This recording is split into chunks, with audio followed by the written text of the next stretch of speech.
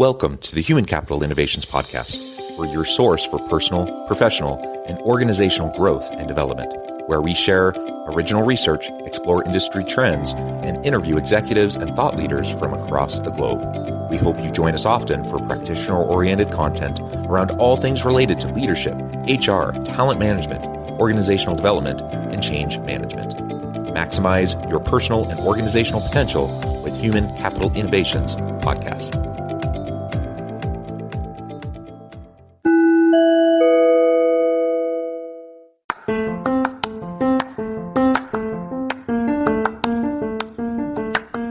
Welcome to the Human Capital Innovations Podcast. In this HCI Podcast episode, I talk with Michele Leavitt about her book, The Pivot, Orchestrating Extraordinary Business Momentum.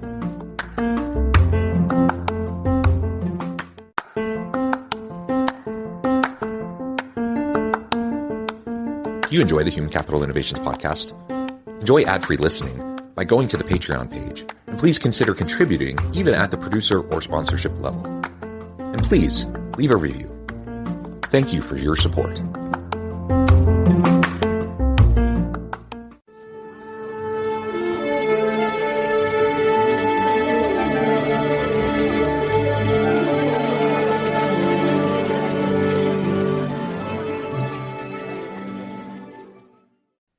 Michele Leavitt, welcome to the Human Capital Innovations Podcast.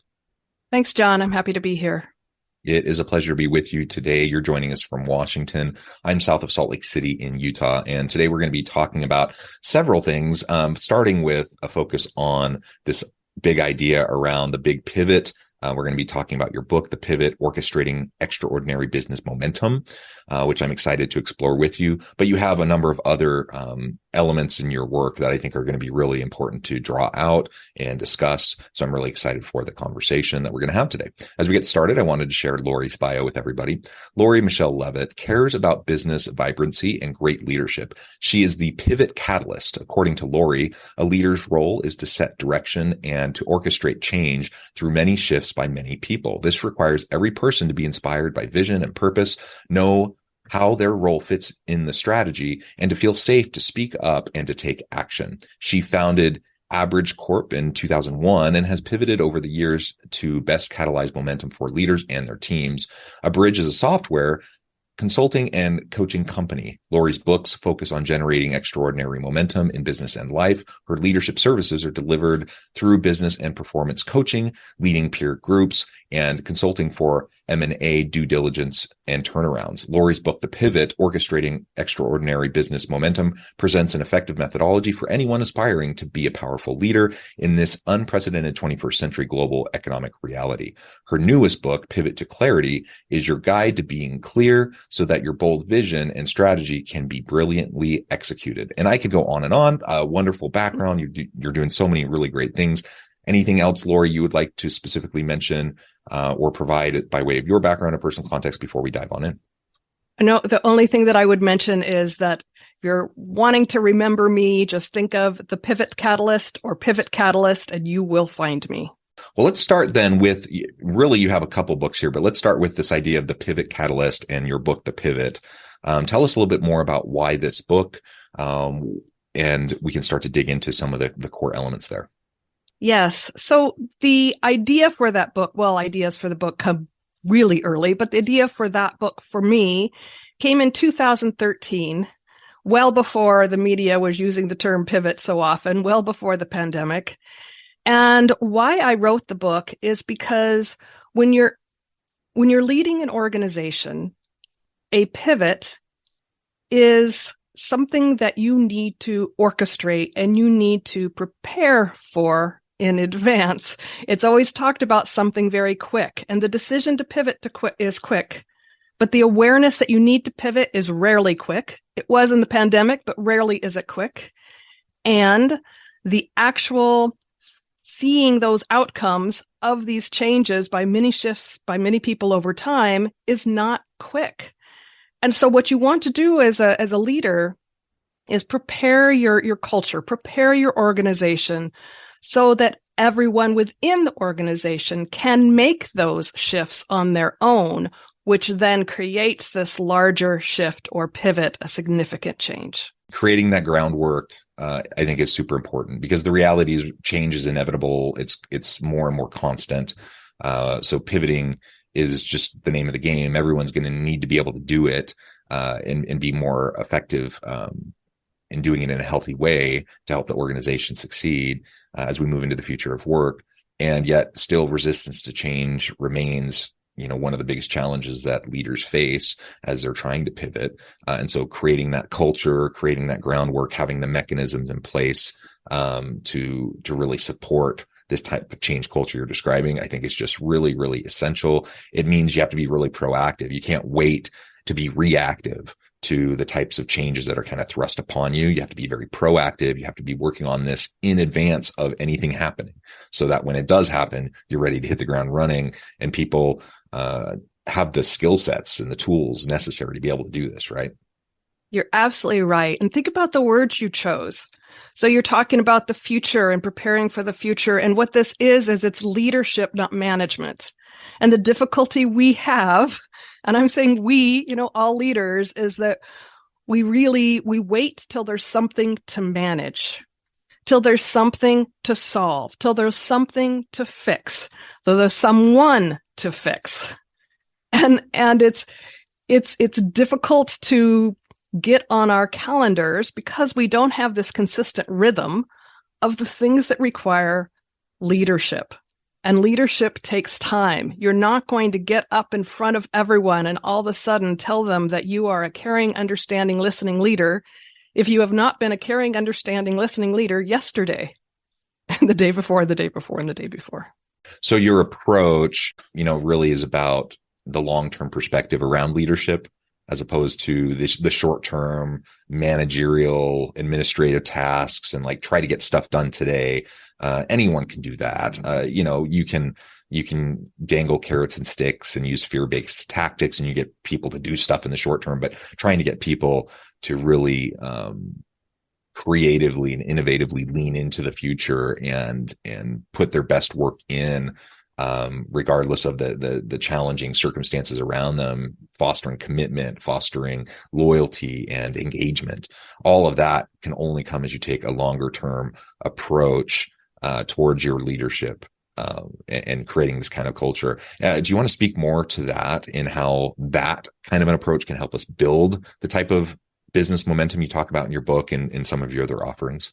Yeah, there's a word you used, commitment, which I love, because what we hear most often about is buy-in.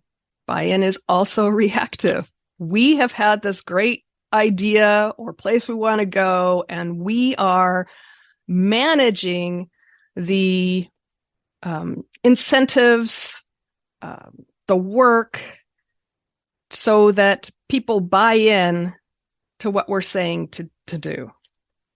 But the energy and the power behind commitment, or someone is thinking on their own, thinking into the future, okay, well, I did this yesterday. This is what I'm clear about where our organization is going. So what do I think we might do tomorrow?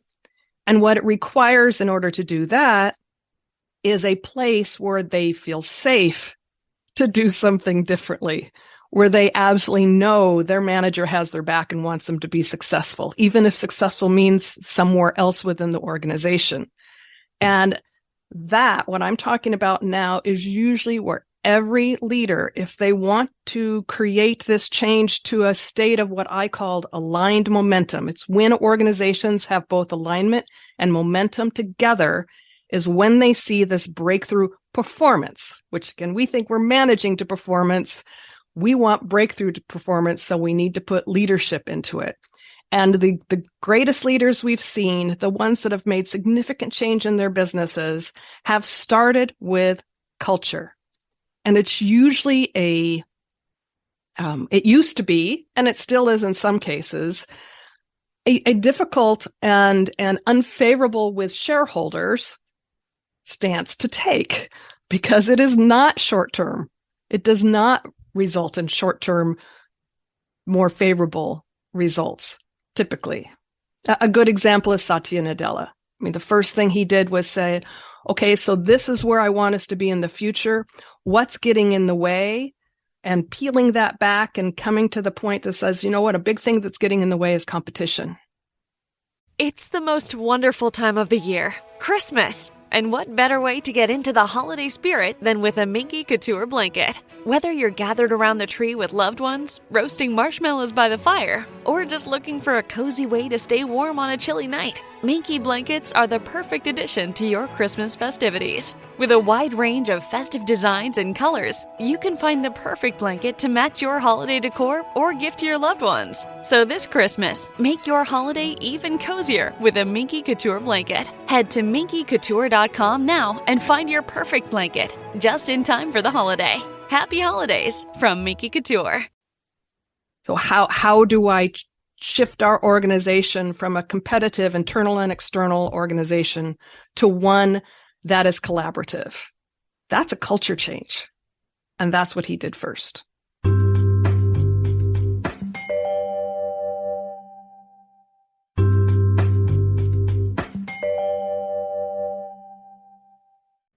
Yeah, and I think you were talking about aligned momentum, really interesting concept. Can you give us, some of the key elements of that? You described it a little bit. Let's unpack that a little bit. What are some of those key elements of how we achieve aligned momentum? Because, it sounds like a really great idea. So I want to understand that better.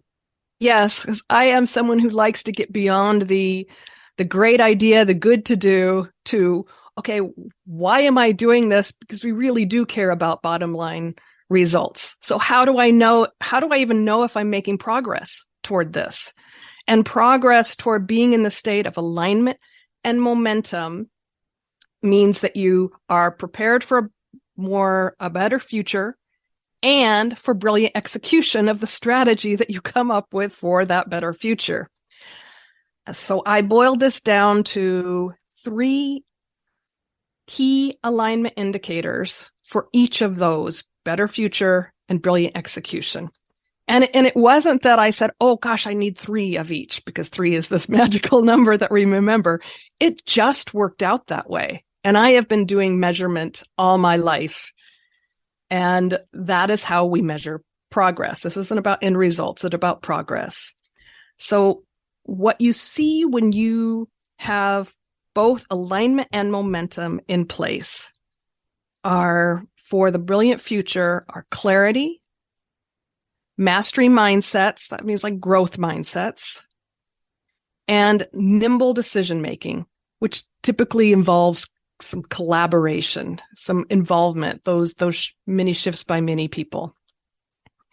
Those 3 actually are putting you in a position that you are knowing that if you have these 3, you are likely going to get good execution, maybe even brilliant if they're really, running on all cylinders.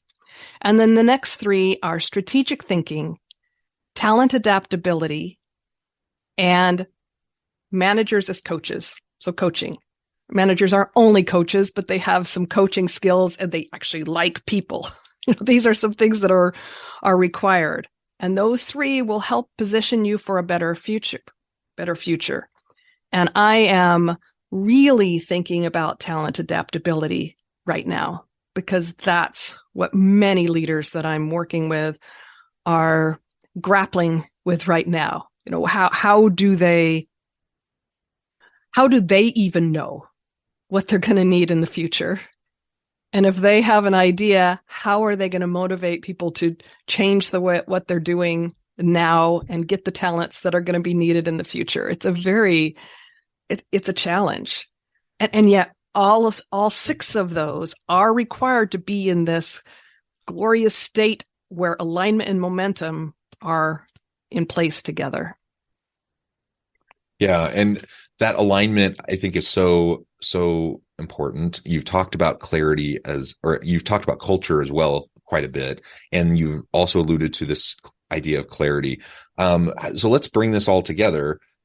How does workplace culture affect clarity and vice versa? I see it as like not necessarily a Venn diagram, but maybe a mutually reinforcing spiral of sorts, where you have this momentum and this culture and this clarity, hopefully all simultaneously reinforcing the others. How do you see it, and how do those affect each other?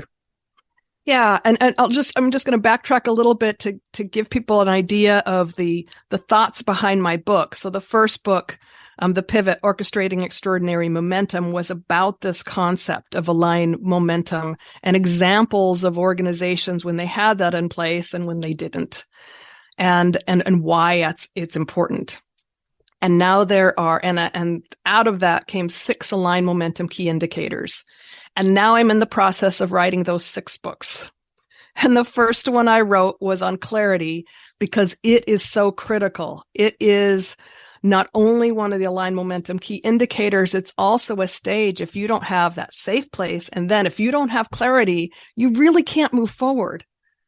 And clarity for me is in 2 parts. One is you as the leader or whomever is coming up with a vision, it could be as the CEO of your life, need to get clear about what you want. And when I say clear in that context, in that getting clear context, it's not clear equals knowing, because we can't know the future. I mean, no one does. And so it's clear in that it feels like this is where you want to be in the future. It's more of a intrinsic feeling when you get there. I describe it in the book as a yes exclamation point of the hairs rise up in your arms and you're like, yes, that's what I want the future to hold. And once you've gotten clear, then how on earth do you communicate it to others in a way that they get clear in the same way? We so often as leaders spend days, weeks, our whole role throughout the year strategically. And so we get it. And then we put it in a budget. We explain it once. We provide some specific tasks or goals. None of those are inspiring. None of those are getting to that place where this other person gets to that point of, yes, I get it. I get how I fit. I know where I want to go. So it's getting clear, and then it's being clear in a way that others can get clear. And getting it in the way that others can get clear as well. I think that's a really important piece, right? It's really important for us to have that clarity. But as we're striving for influence and impact in our leadership and in the work that we do, we also have to meet other people where they're at, and we have to be able to communicate in a way that they're going to be able to hear and receive it. And so we have to have clarity and communicate that in such a way that it can reach the people that we're trying to reach. Otherwise, it's like the tree falling in a forest and no one's around to hear it fall. And so, all of these things, nothing that we're saying here is rocket science. None of this is like super, super crazy complex, yet it's incredibly difficult. It's incredibly difficult because we're dealing with human beings that are inherently messy, that have ingrained baggage and biases and ways we, our lenses and the way we view and interpret the world around us. That just makes this so complicated. It makes it so challenging. But if we can be consistent in our efforts towards, holding the mirror up in front of us, to have some critical, serious self-reflection on a regular basis, having open dialogue and communication with our people, where we, like you've said a few times, where we make it safe for them to challenge, to push back, to speak up, to speak out. When we can create that kind of a psychologically safe dynamic where we can have clear, open communication, that really enhances the opportunity of us getting connection and having clarity around the communication, so we can have clarity around our culture and we can have clarity around our alignment, and ultimately drive great success. Yes. And in all of that, consistent is a very critical word, which is why I keep creating tools and methods so that those in manager roles, which includes the CEO's a manager, anyone who is the one that's helping to allocate work for others and quote lead teams is in a manager role. They need a system, a consistent way that they do these things, and it's not a project. It's not a once and done. It's not an initiative. There might be initiatives involved in it to move to another level, but practicing these things requires consistency. of people who are developing as leaders and have been placed in the role because they are experts, operationally savvy, wonderful for leading many organizations in that particular life cycle where operational excellence is what you want. And yet they struggle with, well, now what I'm supposed to do as a leader doesn't seem busy, or or it doesn't feel like what I'm used to doing. And so they're still stepping in and wanting to solve the projects and wanting to, they have difficulty delegating, let other people do it because they haven't filled it yet with all of these wonderful, positively influential, impactful things that you can be doing as a leader that will have the outcomes and much better outcomes than if you hopped in and did it yourself.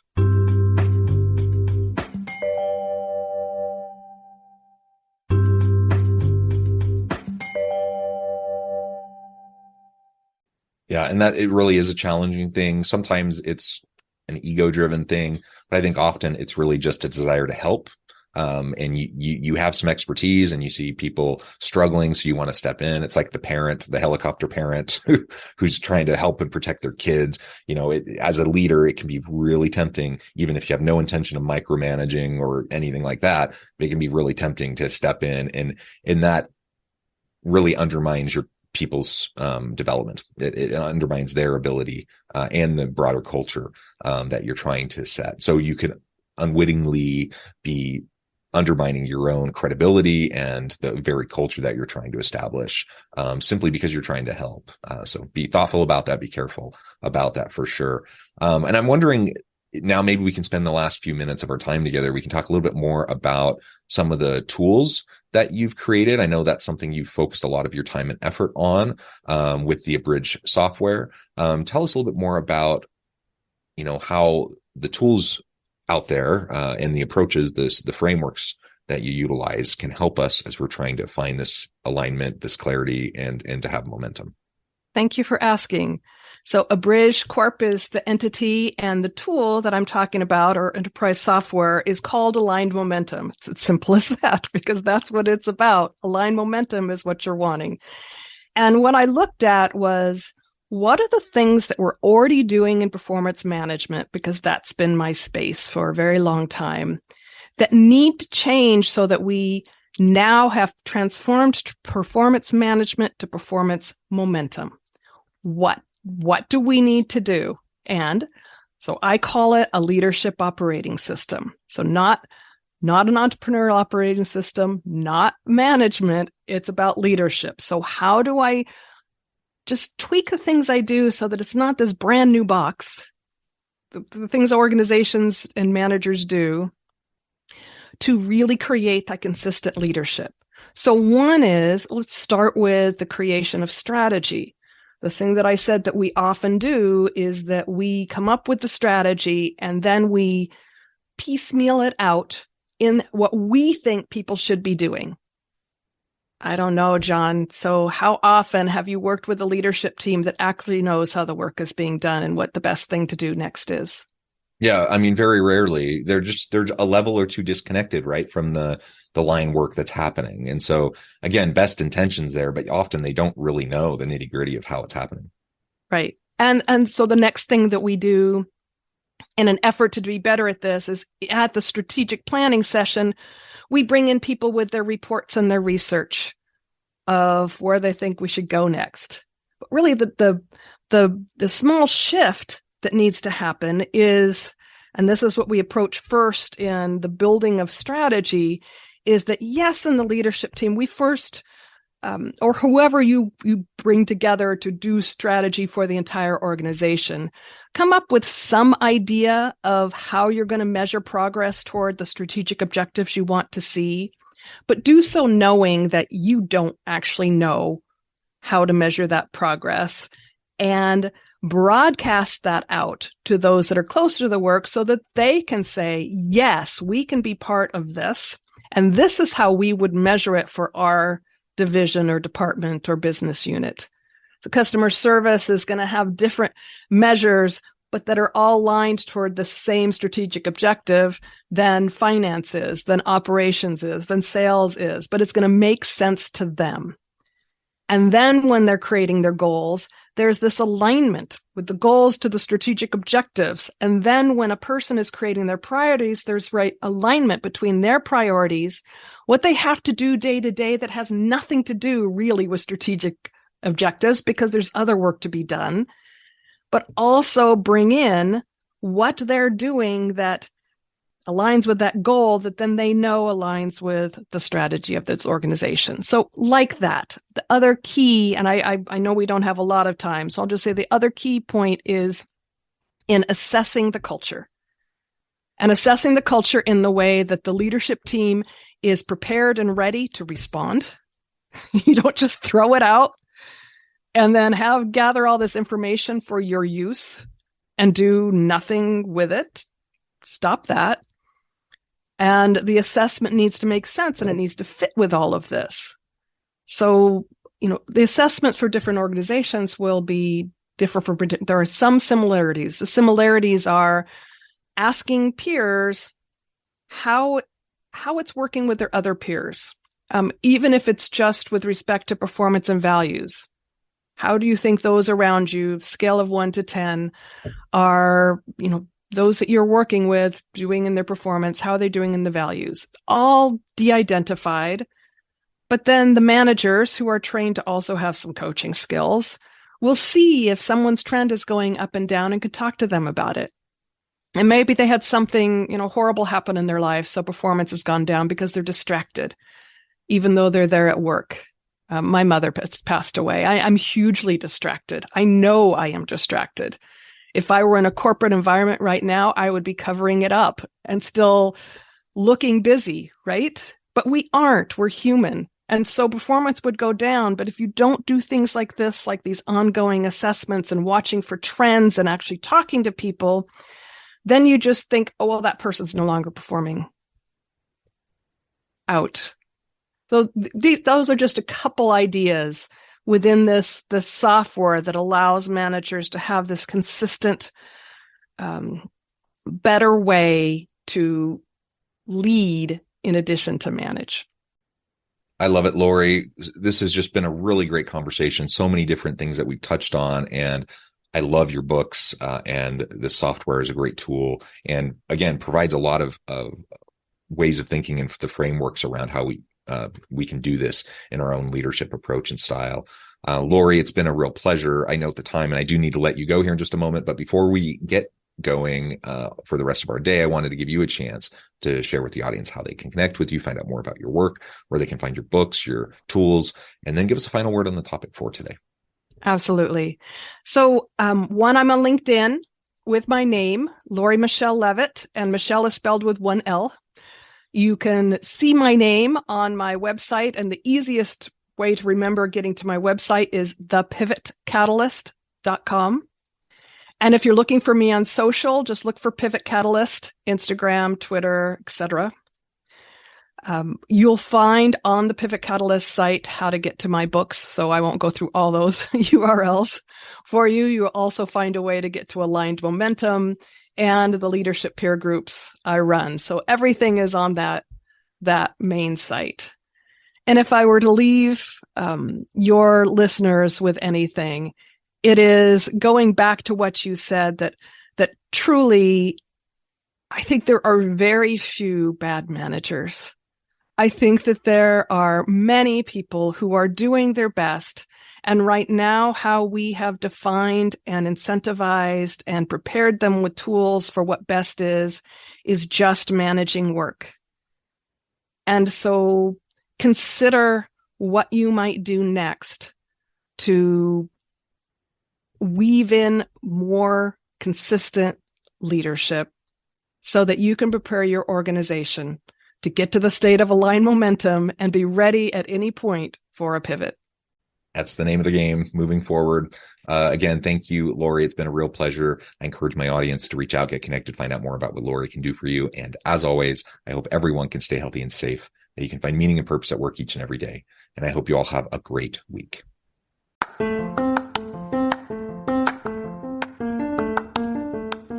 Do you enjoy the Human Capital Innovations podcast?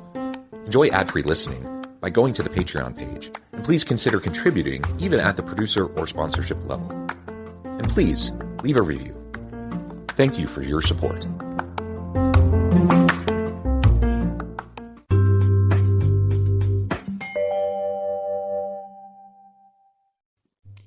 Thanks again for joining us for this episode of the Human Capital Innovations podcast.